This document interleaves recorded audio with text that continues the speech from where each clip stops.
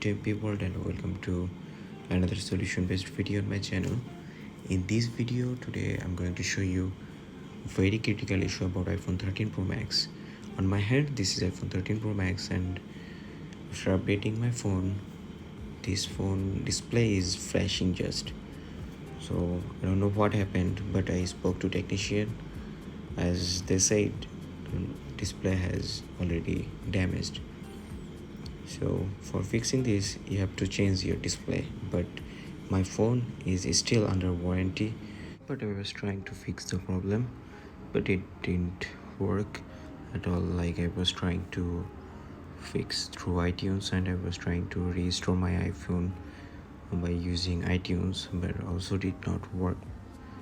And after 1 or 2 hours my phone got totally shut down, and no more blinking, and display is having no lights at all. Then I was trying to do the force restart. Force restarting, you have to press the up volume button and the down volume button, and quickly press and hold the lock button. And this method also did not work. A few moments later I was trying to charge my phone, but it was also not charging. Then after 2 hours I can see like my phone is no more blinking and no more flashing the display. So as the Apple said, like, if it's under warranty then they will replace the phone.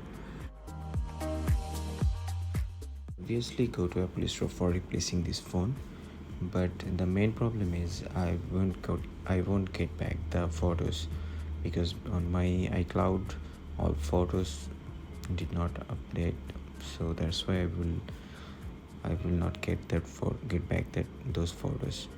So thank you for watching, guys, and if you like the video and if you face the same problem like me, then obviously you guys should go to Apple Store for replacing your phone, because it's expensive outside, like if you change or replace the display. So it's gonna charge like $600 like if you replace the display. So that's pretty expensive. Thank you for watching, and I hope you like this video, and I will come with another solution based video. Till then, stay healthy and stay happy.